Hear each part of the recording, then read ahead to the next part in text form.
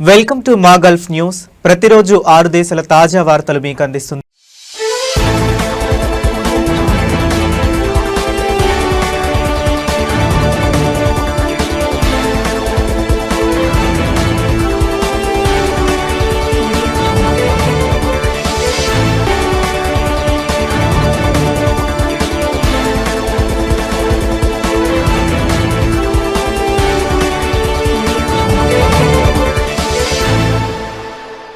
యూఏఈలో తీవ్ర ఎండలు కొనసాగుతున్నప్పటికీ దేశంలోని పలు ప్రాంతాల్లో కురుస్తున్న వర్షాలను మరింత పెంచేందుకు national centre of meteorology cloud seeding కార్యక్రమాలను చేపట్టింది. అనుకూలమైన మేఘాలు కనిపించిన ప్రతిసారి గత కొన్ని రోజులుగా క్లౌడ్ సీడింగ్ నిర్వహించినట్లు ఎన్సీఎం వెల్లడించింది. సహజ సిద్ధంగా ఏర్పడే వర్షపాతాన్ని మరింత పెంచి నేలపై పడే వర్షపు చినుకుల పరిమాణాన్ని అధికంగా చేయటమే క్లౌడ్ సీడింగ్ లక్ష్యమని అధికారులు తెలిపారు.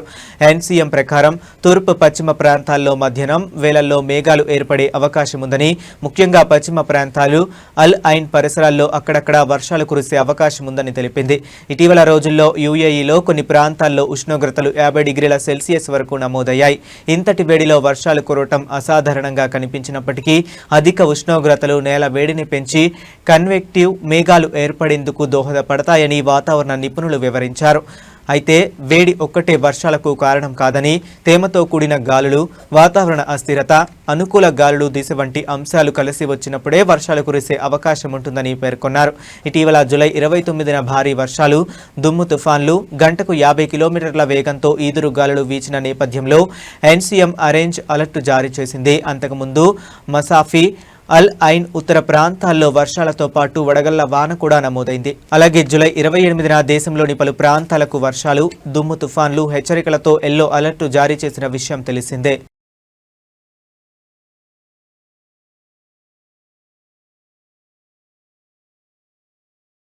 రోడ్డు ప్రమాదాలను తగ్గించి ట్రాఫిక్ను మరింత సురక్షితంగా మార్చేందుకు కువైట్ అంతర్గత వ్యవహారాల మంత్రిత్వ శాఖ కొత్త స్మార్ట్ ట్రాఫిక్ సిగ్నల్ వ్యవస్థను అమల్లోకి తీసుకొచ్చింది. ట్రాఫిక్ సిగ్నల్ రంగు మారే ముందు లైట్లు బ్లింక్ అయ్యే విధంగా రూపొందించే ఈ వ్యవస్థను ప్రస్తుతం 40 కూడళ్లలో అమలు చేశారు. త్వరలో దశల వారీగా దేశవ్యాప్తంగా అన్ని గవర్నరేట్లకు విస్తరించనున్నారు. మంత్రిత్వ శాఖ తెలిపిన వివరాల ప్రకారం ఈ బ్లింకింగ్ హెచ్చరికల ద్వారా కూడళ్లకు చేరుకునే వాహనదారులు ముందుగానే అప్రమత్తమై వేగాన్ని నియంత్రించుకునే అవకాశం ఉంటుంది. దీంతో అకస్మాత్తుగా బ్రేక్ వేయాల్సిన పరిస్థితులు తగ్గడంతో పాటు వెనుక నుంచి ఢీకొనే ప్రమాదాలు, రెడ్ సిగ్నల్ ఉల్లంఘనలు తగ్గి ట్రాఫిక్ రద్దీ కూడా తగ్గే అవకాశం ఉందని అధికారులు తెలిపారు. ఈ ప్రాజెక్టు కువైట్లో ట్రాఫిక్ మౌలిక సదుపాయాల ఆధునికీకరణలో భాగమని, రహదారి భద్రతను మెరుగుపరిచేందుకు స్మార్ట్ టెక్నాలజీ, కృత్రిమ మేధ ఆధారిత ట్రాఫిక్ నిర్వహణ వ్యవస్థలను ఈ ఏడాది ప్రారంభం నుంచే విస్తృతంగా వినియోగిస్తున్నట్లు మంత్రిత్వ శాఖ వెల్లడించింది. అలాగే వాహనదారులు నిర్దేశిత వేగ పరిమితులను పాటించాలని, ట్రాఫిక్ సిగ్నళ్లు, రహదారి సూచికలను గౌరవించాలని, సిగ్నల్ మారబోతున్న సమయంలో కూడళ్లను దాటేందుకు ప్రయత్నించవద్దని అధికారులు సూచించారు. ట్రాఫిక్ నిబంధనలను పాటించడం ద్వారానే ప్రాణాలు, ఆస్తులను రక్షించుకోవచ్చని మంత్రిత్వ శాఖ స్పష్టం చేసింది.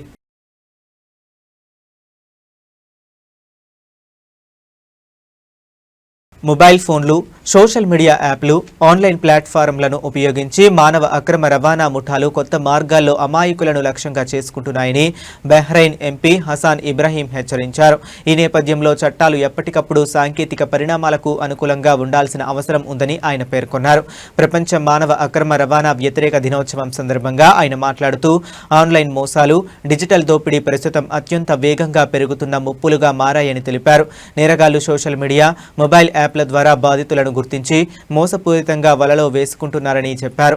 ఈ పరిస్థితులను ఎదుర్కోవాలంటే మానవ అక్రమ రవాణా నిరోధక చట్టాలను తరచుగా సమీక్షించాలని, పోలీస్ అధికారులు, న్యాయమూర్తులకు ప్రత్యేక శిక్షణ ఇవ్వాలని, ప్రజల్లో అవగాహన కార్యక్రమాలను విస్తృతంగా నిర్వహించాలని హసన్ ఇబ్రహీం సూచించారు. బహ్రెయిన్ ప్రభుత్వం ఇప్పటికే మానవ అక్రమ రవాణాను అరికట్టేందుకు, కార్మిక హక్కులను పరిరక్షించేందుకు, అక్రమ ముఠాలను గుర్తించి చర్యలు తీసుకోవడానికి, బాధితులకు సహాయం అందించడానికి పటిష్టమైన చట్టాలు, ప్రభుత్వ వ్యవస్థలను అమలు చేస్తుందని ఆయన పేర్కొన్నారు. మానవ అక్రమ రవాణా అంతర్జాతీయ సమస్యగా మారిందని, దీనిని అరికట్టేందుకు ప్రభుత్వం, ప్రజలు కలిసి పనిచేయాల్సిన అవసరం ఉందన్నారు. అలాగే బహ్రెయిన్ వరుసగా 8వ ఏడాది కూడా అమెరికా విదేశాంగ శాఖ విడుదల చేసిన ట్రాఫికింగ్ ఇన్ పర్సన్స్ రిపోర్టులో టైర్ 1 స్థానాన్ని నిలబెట్టుకోవటం దేశం మానవ అక్రమ రవాణా నిరోధంలో సాధిస్తున్న విజయాలకు నిదర్శనమని హసాన్ ఇబ్రహీం తెలిపారు.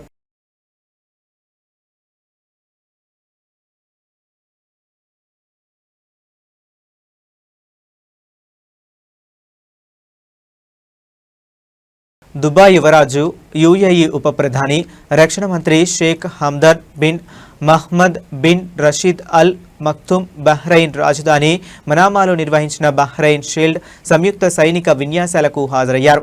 ఈ సందర్భంగా బహ్రెయిన్ రాజు Hamad bin Isa Al Khalifa Sheikh హమాన్కు ఘనస్వాగతం పలికారు.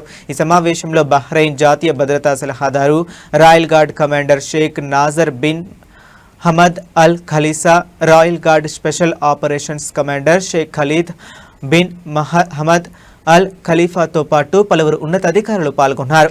బహ్రెయిన్ డిఫెన్స్ ఫోర్స్ ఆధ్వర్యంలో నిర్వహించిన ఈ సైనిక విన్యాసాల్లో యుఏఈకి చెందిన Mohammad bin Zayed squadron, Gulf సహకార మండలి సభ్య దేశాల సైనిక బలగాలు, పెనిన్సులా షీల్డ్ ఫోర్స్, అలాగే సౌదీ అరేబియాల దళాలు పాల్గొన్నాయి. ఈ విన్యాసాల ప్రధాన ఉద్దేశం గల్ఫ్ దేశాల మధ్య సంయుక్త రక్షణ సహకారాన్ని మరింత బలోపేతం చేయటం, సైనిక సమన్వయాన్ని పెంపొందించడం, యుద్ధ సన్నద్ధతను మెరుగుపరచడం మరియు కమాండ్ అండ్ కంట్రోల్ వ్యవస్థలను మరింత సమర్థవంతంగా తీర్చిదిద్దడం. ఈ సందర్భంగా బహ్రెయిన్ రాజు హమద్ బిన్ ఈసా అల్ ఖలీఫా మాట్లాడుతూ గల్ఫ్ సహకార మండలి సంయుక్త చర్యలకు ఆదర్శంగా నిలిచిందని, బహ్రెయిన్ షీల్డ్ విన్యాసాలు సమిష్టి భద్రత, రక్షణ సమన్వయాన్ని మరింత బలోపేతం చేసే కీలక కార్యక్రమాన్ని పేర్కొన్నారు. యుఏఈ సాయుధ దళాలకు చెందిన కింగ్ హమద్ బిగ్రేడ్ పాల్గొనడం పట్ల ప్రత్యేకంగా ప్రశంసలు వ్యక్తం చేశారు. Sheikh Hamdan bin Mohammed, UAE అధ్యక్షుడు Sheikh Mohammed bin Zayed Al Nahyan ఉపాధ్యక్షుడు మరియు దుబాయ్ పాలకుడు Sheikh Mohammed bin Rashid Al Maktoum శుభాకాంక్షలను బహ్రెయిన్ రాజ్కు అందజేశారు. బహ్రెయిన్ ప్రజలు మరింత అభివృద్ధి, శ్రేయస్సు సాధించాలని ఆకాంక్షించారు. సైనిక విన్యాసాల నిర్వహణ, పాల్గొన్న దళాల క్రమశిక్షణ, అత్యున్నత స్థాయి యుద్ధ సామర్థ్యాన్ని షేక్ హమ్దన్ ప్రశంసించారు. వివిధ భద్రతా సవాళ్లను సమర్థవంతంగా ఎదుర్కొనే సామర్థ్యం గల్ఫ్ దేశాల సైనిక బలగాల్లో ఉందని ఆయన అన్నారు. ఇరు దేశాల నాయకులు ప్రాంతీయ పరిణామాలు, భద్రతా సవాళ్లపై కూడా చర్చించారు. గల్ఫ్ దేశాల ఐక్యతను మరింత బలోపేతం చేయటం, పరస్పర సమన్వయాన్ని కొనసాగించడం ద్వారా ప్రాంతీయ భద్రత, స్థిరత్వాన్ని కాపాడాలని అభిప్రాయపడ్డారు. ఈ పర్యటన ముగింపులో షేక్ హమాన్ మాట్లాడుతూ యుఏఈ, బహ్రెయిన్ మధ్య ఉన్న సోదరభావం, వ్యూహాత్మక భాగస్వామ్యం ప్రాంతీయ శాంతి, భద్రత, అభివృద్ధికి బలమైన పునాదిగా నిలుస్తుందని పేర్కొన్నారు. ఈ కార్యక్రమంలో యుఏఈ కృత్రిమ మేధస్సు శాఖ మంత్రి Omar bin Sultan Al Olama, UAE సాయుధ దళాల chief of staff lieutenant general Isa Saif bin Ablan Al మజ్రాయితో పాటు రక్షణ శాఖకు చెందిన పలువురు ఉన్నతాధికారులు షేక్ హమ్దాన్ వెంట ఉన్నారు.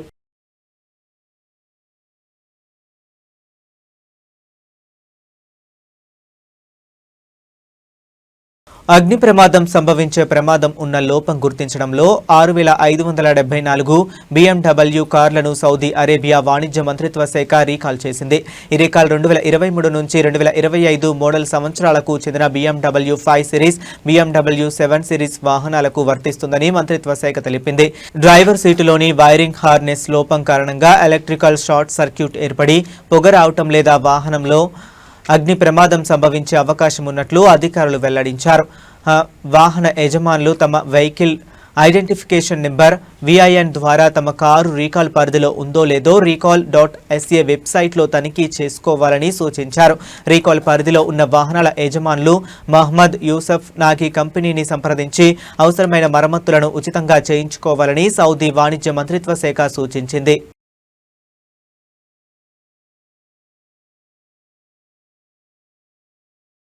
ఖతార్ ఎయిర్వేస్ బహ్రెయిన్, కువైత్, ఇరాక్లోని ఎర్బిల్ నగరాలకు తమ విమాన సర్వీసుల తాత్కాలిక నిలిపివేతను ఆగస్టు 7 వరకు పొడిగించింది. ఈ విషయాన్ని జాతీయ విమానయాన సంస్థ తన అధికారిక వెబ్సైట్లో ప్రకటించింది. గతంలో జూలై 24న బహ్రెయిన్, కువైత్, ఎయిర్బిల్కు విమాన సర్వీసులను నిలిపివేస్తున్నట్లు ఖతార్ ఎయిర్వేస్ ప్రకటించింది. తాజా నిర్ణయంతో ఆ సస్పెన్షన్ను ఆగస్టు 7 వరకు కొనసాగించాలని సంస్థ నిర్ణయించింది. ప్రయాణికులు తమ ప్రయాణానికి సంబంధించిన తాజా సమాచారం కోసం ఖతార్ ఎయిర్వేస్ అధికారిక వెబ్సైట్ లేదా కస్టమర్ సర్వీస్ను సంప్రదించాలని సూచించింది.